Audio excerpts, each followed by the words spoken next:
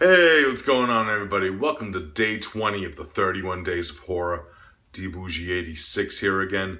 Now, the film I got for you guys today is a film from 2010, which has been in the collection for a few months now, and I've been wanting to check it out. So I decided, why not get a chance to check it out and review it for you guys at the same time.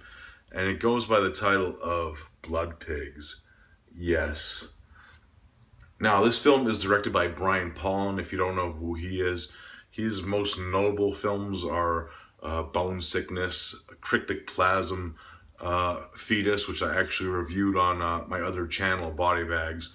So, shameless promotion there. If you haven't checked out that review, check it out. It's pretty awesome. Now, he's a very low-budget filmmaker who does most of his own special effects and directs and writes, and also actually acts in most of his films. He's actually either does larger roles or very small roles. This one is kind of like a smaller role, though he's in this film. But the major plot of this one, we're introduced to like the new like dawn of world, and what happened is the world has gone through like this biochemical warfare, and a lot of people have become dead and died, and the undead have also risen from their graves because of this biochemical disaster that happened.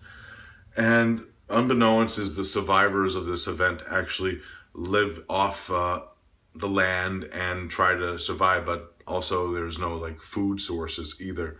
So they have to find a way to eat also. So what they end up trying to do to survive is actually eat the flesh of the living dead after they put them out of their misery, pretty much. And then what ends up happening is we end up meeting two survivors of this thing. They join forces and they learn a few things that go on, and we find out that once starvation sets in of these people that have eaten this undead flesh, that mutations start to happen to their bodies, and they start becoming like raging like flesh eaters themselves, pretty much. And that is up to them to try to survive and figure things out also. That is pretty much the main plot of this one without going too crazy into it. Now, my thoughts on this film, very interesting film, I have to say. This film has like one of the interesting structures of a Brian Pollan film, of at least the ones I've seen of his. And it ends up like going into these two characters' stories, like Rob and Gary, who end up connecting with each other and telling each other stories and rooming and stuff and trying to survive with each other. And we find out about Rob's backstory and where he came from, and there's a lot of like interesting like gore scenes and stuff in that scene where we actually see like what happened to the group of people that he was with in the beginning of all this is happening. Really interesting stuff. Now, this is a low budget film and stuff. Brian Pollan usually does a great job making like good like camera angles and stuff for like the low budgetness. There is a little bit of shaky cam in like the beginning of this film, which got me kind of nauseous. I won't lie, because it was like all over the place in certain scenes, but it was mostly in like the exterior shots of the film because of the lighting and stuff. It kind of gets me like kind of dizzy sometimes, but it's only one small gripe that I have with the film. I fucking love this movie. Now let's get on to the fucking effects of this film, because that's probably what you've all been waiting to hear about. The effects of this film are fucking gore-tastic, I have to say. It's just onslaughts and onslaughts of like weird like body horror shit that's going on with like certain characters, and gore and blood, and the blood is magnificently sprayed all over the place. Really, really fucking awesome shit. If you haven't seen a Brian Pollan film, this is probably like an interesting one to set off with. I would probably say either check out this one first, or like Bone Sickness or Fetus, and see if he's for you.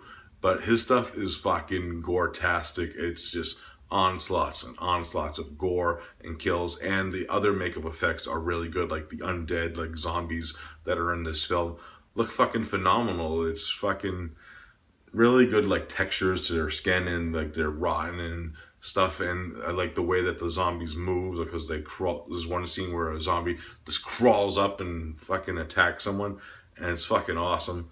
Now, the end of this film is fucking epic. It's probably some of the best effects Brian Pauling has done in film from this day, because Cryptoplasm had like kind of awesome effects too. And I actually kind of like that film a little more than this one. But the effects of the ending of this one is fucking outstanding. It has like one of those most epicest like battle fucking endings either, because a lot of the characters in this film use like samurai swords and shit, which I wasn't even expecting. I should have, because of the cover. They do have like samurai swords and shit on it, but I didn't know they were gonna fucking do like fist battles with them and shit.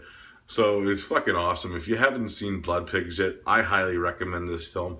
If I had to rate it, I'm giving it a solid 8 out of 10. It's just a blast, and if you're a Gore fan like I am, you're gonna def love it. So 8 out of 10 for Blood Pigs.